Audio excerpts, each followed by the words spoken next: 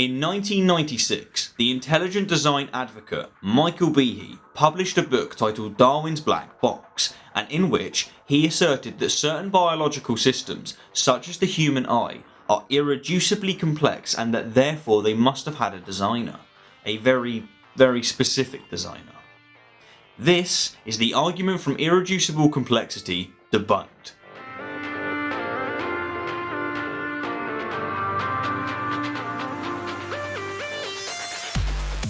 So what exactly does irreducible complexity mean?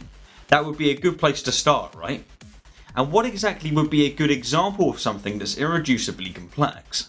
Well, to quote Behe, the man who coined the term in the first place, irreducible complexity is just a fancy phrase I use to mean a single system which is composed of several interacting parts, and where the removal of any one of the parts causes the system to cease functioning. To illustrate such a system, he goes on to use the example of a mousetrap. A traditional mousetrap is composed of 5 interacting parts: the base, the catch, the spring, the hammer, and the hold down bar, and all of these parts must be in place for the mousetrap to function. Critically, he emphasises, the removal of just one piece causes the system to cease functioning. Behe then goes on to explain that certain biological systems, such as the human eye, are also irreducibly complex, and that due to their irreducible complexity, and this is where the real assertion is being made, they could not have evolved via small modifications through natural selection. However, for the purposes of clarity, let's present this argument in a syllogistic form. Irreducible complexity can only be created by an intelligent designer. The human eye is irreducibly complex. Hence, an intelligent designer must have created the human eye. Therefore, God exists.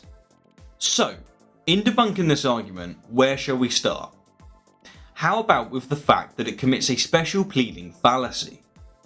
A special pleading fallacy occurs when someone attempts to exempt something from a rule or principle without justifying why that something is an exception. And in the case of the argument from irreducible complexity, this something is God. If one is to accept that the human eye must have been created by a designer, then surely a force or being capable of deliberately creating such a system would itself be infinitely more irreducibly complex, and therefore must have also had a designer. The second flaw I'll expose is that the argument from irreducible complexity is yet just another religious argument from ignorance. If we were to grant the assertion that certain biological systems could not have evolved via small modifications through natural selection, all this would do is discard natural selection as a potential answer. It wouldn't lend any credence, and it certainly wouldn't prove that an intelligent designer must have created such systems. That's seriously not how logic works. And this fact brings us to another fallacy committed by the argument from irreducible complexity, that of the black and white. The subtle but overwhelming assertion that this argument makes is that only one of 2 conclusions can account for irreducible complexity, that being natural selection or intelligent design, but it doesn't substantiate why these 2 conclusions are the only possibilities. To illustrate how absurd this assertion is, consider the following more obvious black and white fallacy. If I were to assert that the Earth either orbits around Mars or it orbits around Uranus, and then asserted that it doesn't orbit around Uranus and therefore must revolve around Mars, I'd have committed a black and white fallacy akin to the one made by the argument from irreducible complexity. But let's now get to what is in my opinion the most irritating flaw that this argument commits. Like the vast majority of intelligent design arguments, it ignores and or misrepresents evolution by natural selection.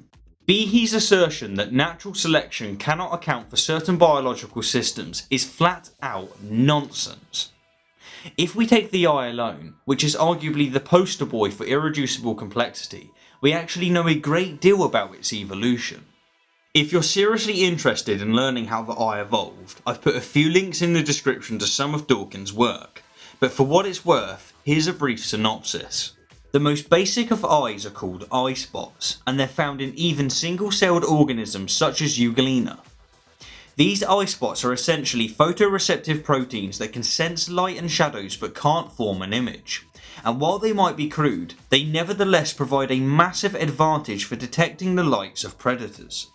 Cup eyes, which can be found in organisms such as planarian worms, are basically a curved sheet of eye spots that due to their curvature possess the capacity to detect the direction of light and shadows, which obviously is a huge improvement to eye spots.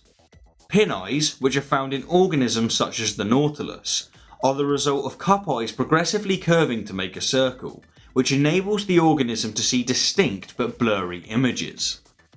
And lens eyes, which organisms such as the human possess, are pin eyes that have evolved a transparent sphere of gunge at the pin of the eye, which focuses light beams by means of refraction. This might sound like a big jump, but to quote Dawkins, to get a really good image you do need a decently curved lens, but any old bit of gunge which is transparent will do, if it's just approximately curved. Hence, not only do we know that biological systems such as the eye can evolve by natural selection, we actually have different stages of eye evolution in living organisms. And finally, as the last flaw that I'll cover in this video, and one that directly follows from the argument ignoring and or misrepresenting natural selection, is that it commits a personal incredulity fallacy.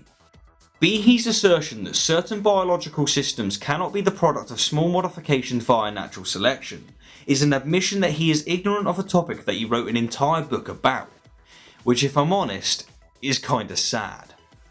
If one doesn't understand something, this doesn't mean that this thing is invalid. So, the argument from Irreducible Complexity is flawed because it commits a special pleading fallacy, it commits an argument from ignorance fallacy, it commits a black and white fallacy, it ignores and misrepresents natural selection, and it commits a personal incredulity fallacy. Anyhow, as always, thank you kindly for the view, and I'll leave you with this overwhelmingly powerful argument to consider. Irreducible complexity can only be debunked by a YouTuber with over 100,000 subscribers. This video debunks irreducible complexity. Hence, a YouTuber with over 100,000 subscribers must have created this video. Therefore, I have 100,000 subscribers. Well, that was easy. Good stuff.